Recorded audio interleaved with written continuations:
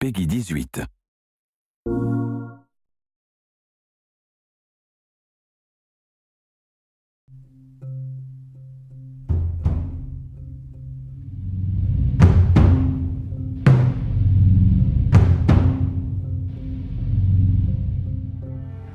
We really want to make sure that there's that contrast between the negative space and then the high tension spikes. You need the exploration, you need the scavenging, you need something to say like, okay, I'm setting a certain tone and a patina here so that then we can contrast that with some stark like changes. We need the intensity to strike a different chord.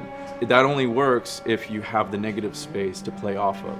We wanted you to be forced to make some choices in the world that showed how depleted the resources were.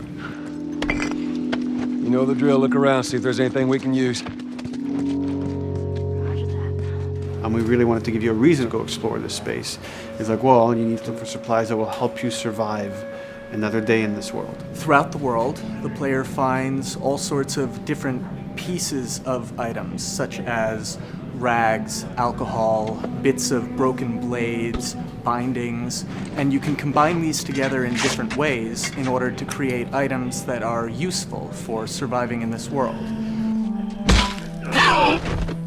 Some items in the recipes require the same combinations of things or the same types of resources. So you have to make this choice. Do I want to go offensive with it? Do I want to go defensive with it? I can find a bottle of alcohol and some rags and I can create a Molotov cocktail from it. That's going to help me take out a couple guys if I use it appropriately.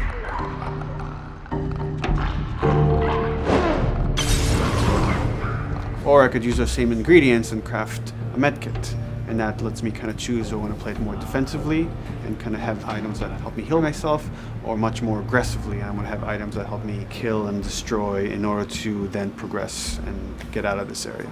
Molotov and medkit are not the only ones that have these interesting overlaps. You can craft a shiv out of a binding and a blade so that you can sneak up behind somebody and take them out more quickly and more quietly, or can be used to jimmy open locked doors. So you are expending a binding and a blade in the hopes that there's going to be something awesome on the other side of that door. Or you could craft a melee upgrade. So you might have some nails that you've picked up or a pair of scissors or something. You're going to be able to use bandages and use these things to attach them to the 2x4. So now you've got a more powerful melee weapon. This is something you're going to be able to run and take down an enemy in a single blow. Alternatively, you can use those same type of nails to make a bomb. This is something you can place in the world and they're going to be able to trigger it. Since resources are limited, you stealth past an encounter, you're not getting the stuff that was encountered. Not just the stuff off the guys that you would have taken down, but also in terms of what's in the environment for you to scavenge. So you have to balance that risk versus reward, but it's definitely all a part of the choice. And sometimes the world doesn't give you a choice. Sometimes the battle breaks out in a way you didn't expect, and you have to make decisions, like in the moment. So that's another reason why we did the whole crafting system live. We didn't want the player to have to scroll through a long list of different items. We wanted it to be the absolute minimum amount of button presses.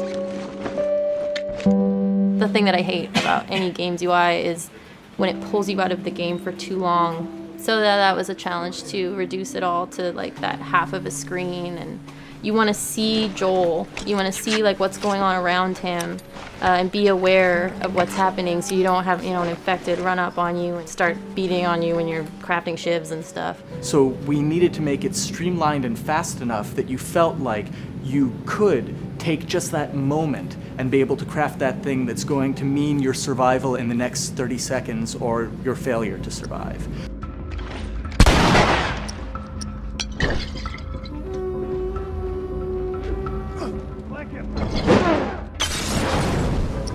The brutality of the encounters is allowing us to reach into the tone of the survival aspect of the game.